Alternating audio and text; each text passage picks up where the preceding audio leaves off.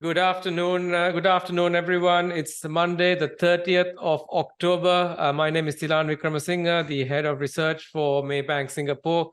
It's good to be back after a 2-week break, but markets are a lot more cautious than when I left 2 weeks ago. The S&P is in correction mode, down about 10% from its high earlier this year. We've also seen increased geopolitical tensions, but there is some good news with China holding a financial policy meeting, so which could hopefully translate into more stimulus. So we have a lot to go through on our show today. We'll start off especially with the tone of managements turning a little bit more cautious in the US results, as well as when we see some of the Asian results that have come out. Our quant team is calling investors to brace themselves. So we're going to explore why they're saying that.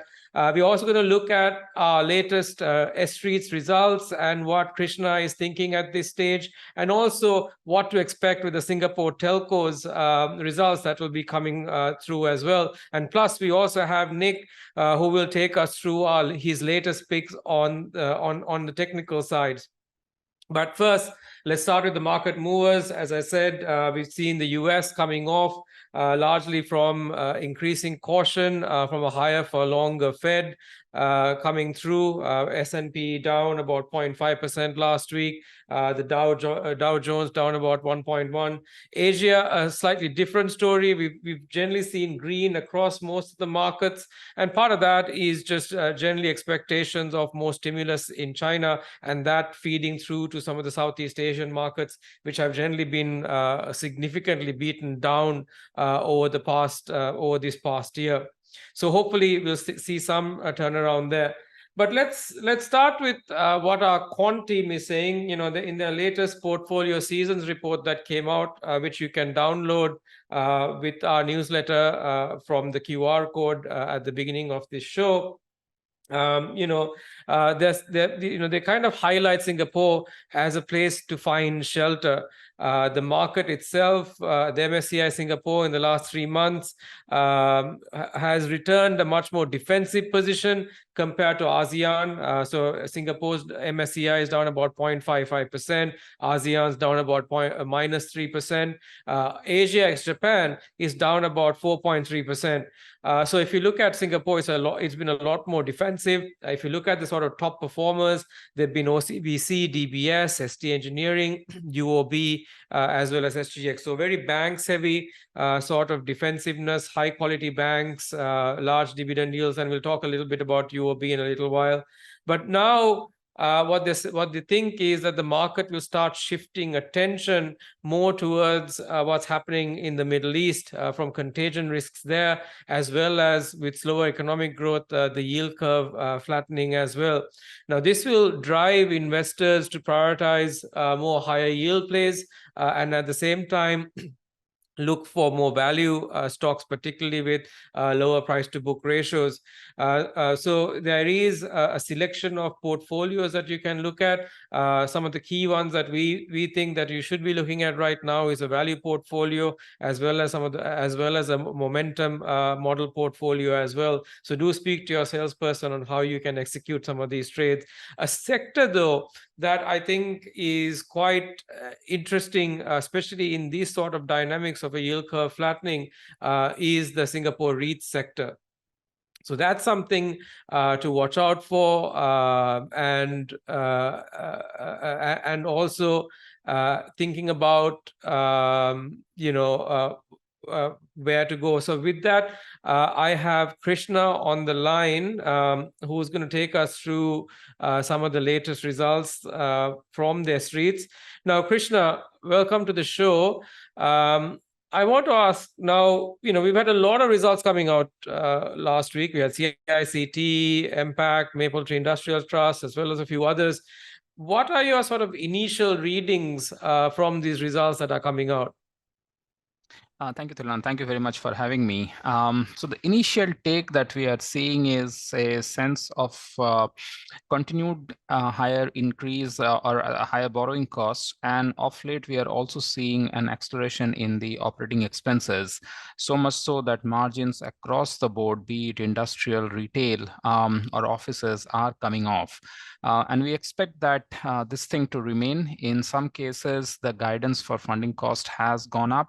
So unless there is some change on the interest rate environment globally, we expect that this particular situation of higher borrowing costs and higher operating expenses to weigh on the REIT distribution profile. Right. So with that sort of distribution profile, can you take us through what your sort of key upgrades and downgrades have been so far, and what you're kind of expecting with the rest of the results? So broadly, we have lowered our DPU estimates as well as our target prices. Mostly we have kept our ratings, but among the changes, we have downgraded Mapletree Pan Asia Commercial Trust. And the REIT is yielding 7% after a steep decline, but we are still not buyers of it. And the main reason is that the amount of debt that they have taken to acquire the sister REIT is now getting repriced. And initially we had underestimated the extent of repricing, but we are correcting ourselves. The second reason is they have about 6% of rental income that is exposed to Japan, where 3 tenants are unlikely to renew the leases. So unless they're able to backfill the space quickly, there will be a DPU downside from that as well. So that's the downgrade on Mapletree Pan Asia Commercial Trust. And we are upgrading Capital and Ascendas REIT to a buy from hold. The main concern for this name has been the excess business park supply within Singapore, as well as some of the overseas assets, especially of the US business parks they acquired over the last 3 years. Now, those concerns remain, but we are taking this as more of a safety play. It is an A-rated credit and has a long history of operations, as well as a very diversified franchise. So hopefully, if some asset does not deliver, there is something else to pick up and support the DPU. So that's the upgrade on Capital and Ascendas REIT. So those are the main stock changes from our side over the results. For the rest of the reporting season, we would tend to think that this continues of trend of lower DPU and then subsequent DPU cuts by the street. I think what we really need to see is either the valuations, where is the yield spread versus the current 10-year yields kind of go up to about 2.5 to 3% for the frontline names before the sector interest comes in, or there is some sort of change in the overall narrative of the growth or interest rate itself. Right. Great. Thanks, Krishna, for that. And we will have you back with more updates on the street sector as the results come through. Now, apart from the streets, another big sector for Singapore are the telco sector, StarHub, Singtel, Netlink, and so on. And here we've got our telco analyst, Kelvin, on the line. Kelvin, welcome to the show. Now, you've put together a report talking about what to expect with the telco results coming through.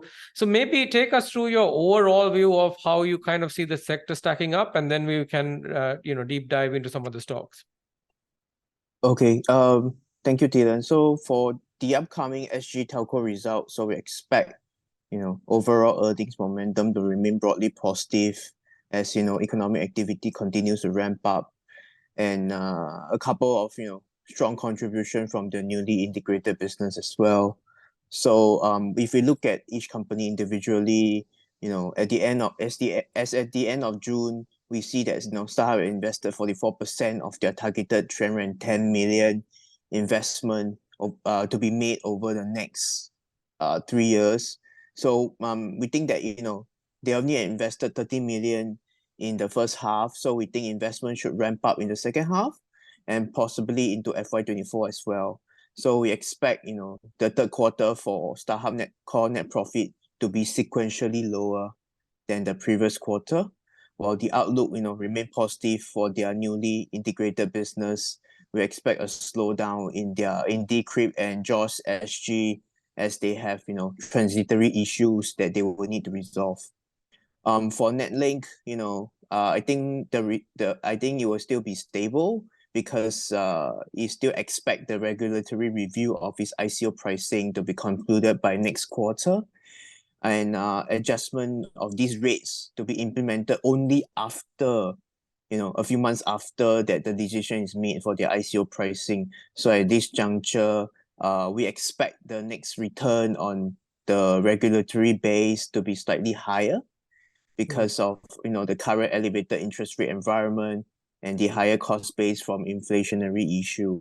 But we expect the quarter-to-quarter earnings to remain fairly stable because of NetLink's strong operating cash flow generation.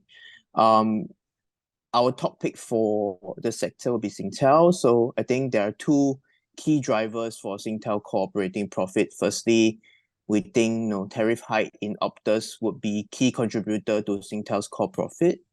Optus has been raising pricing for its legacy postpaid mobile and their national broadband network for new customers in August and November. So considering Optus' key competitor Telstra has been raising its mainstream postpaid plans by 4 to 6 Australian dollars per month from July onwards, we think that Optus is expected to raise price in its mainstream postpaid plan as well in response over the next few months.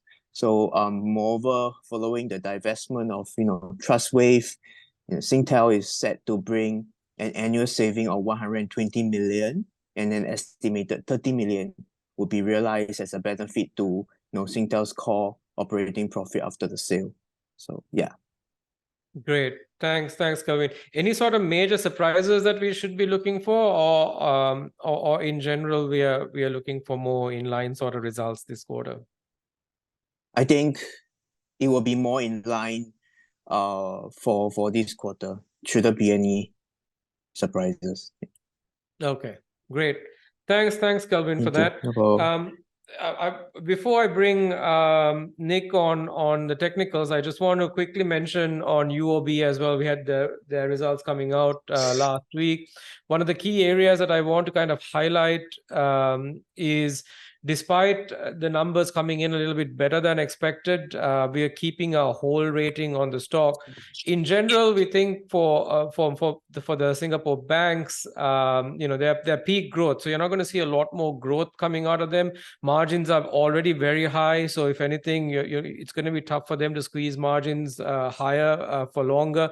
Loan growth is also slow given where regional economic growth is.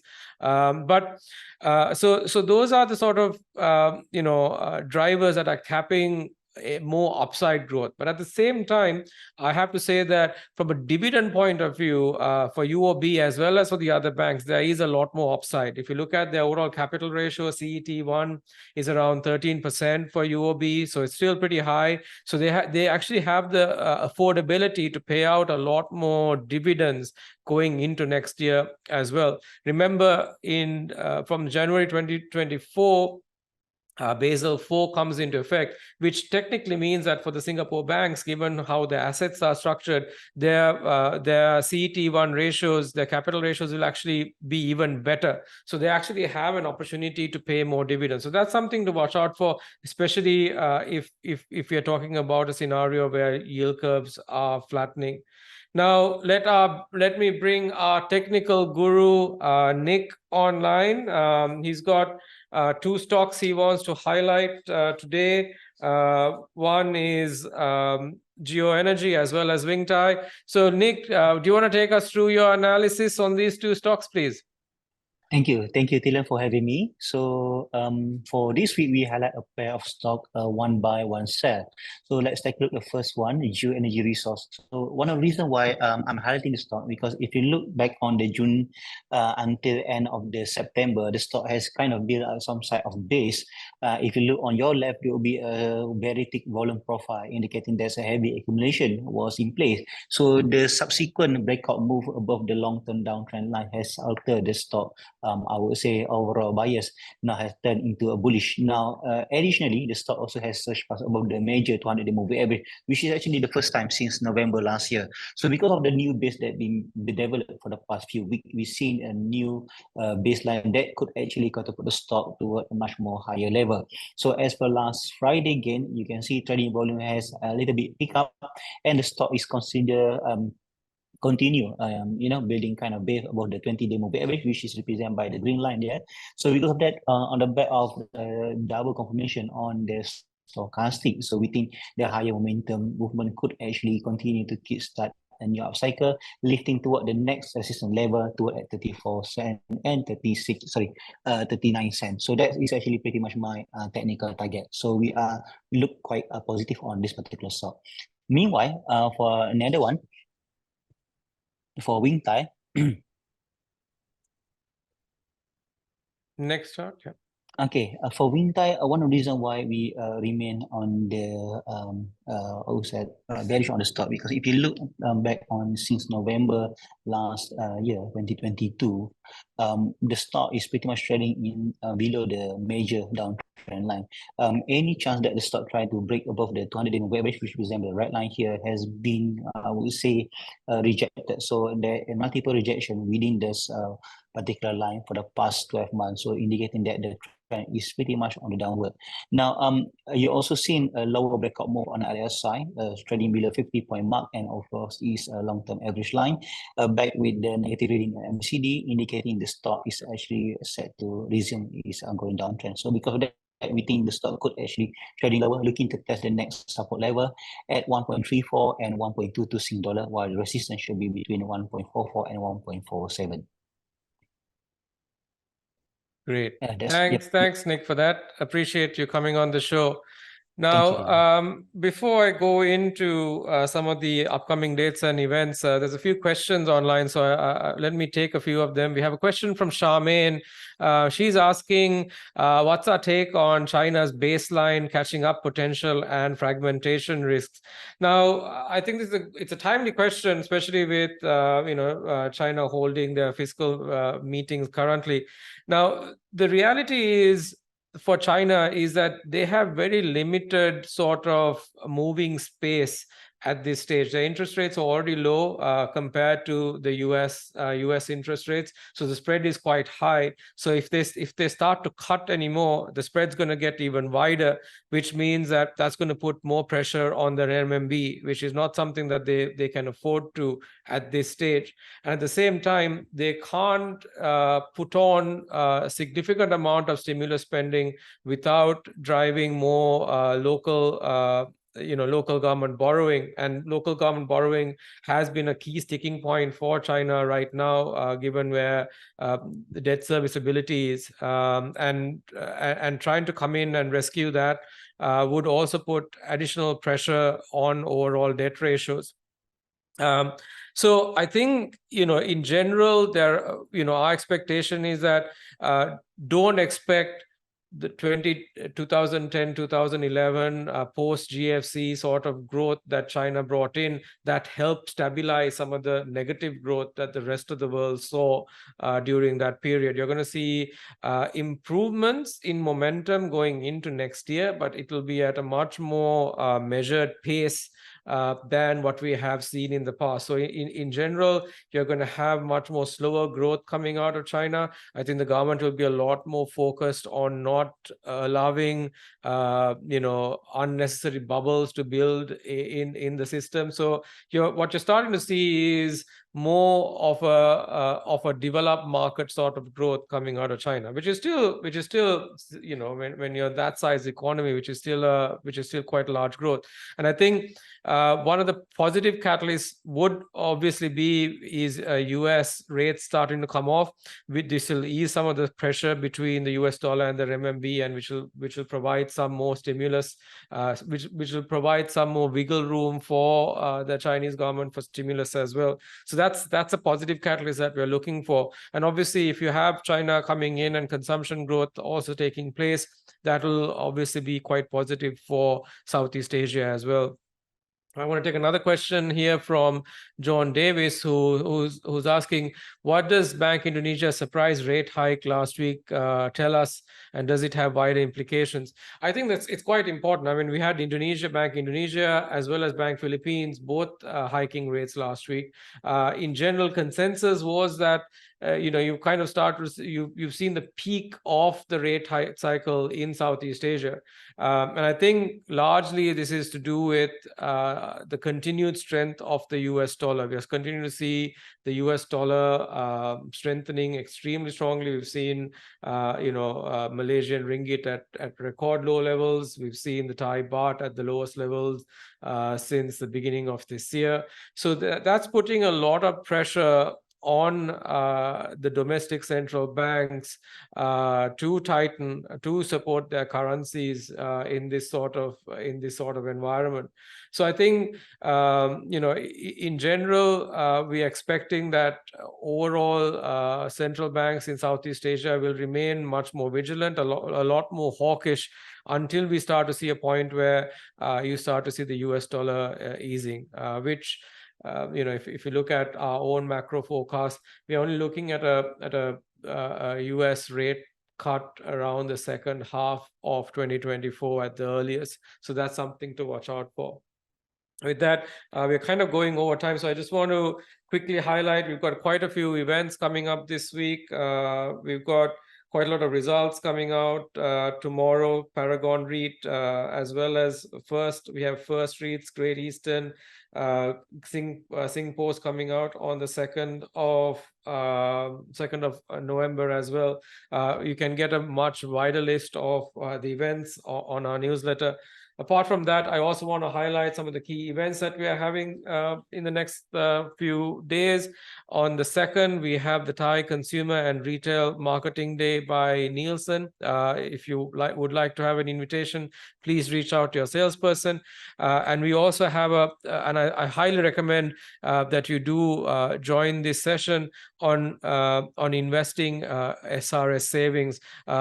It will take you through from the very basics to what options you have and how you can do it, and as well as some recommendations as well. So do sign up for that with the QR code on the screen screen in front of you.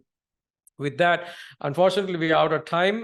Thank you so much for joining us this lunchtime, and please join us next week. Looking forward to having you, and have a profitable trading week. Thank you.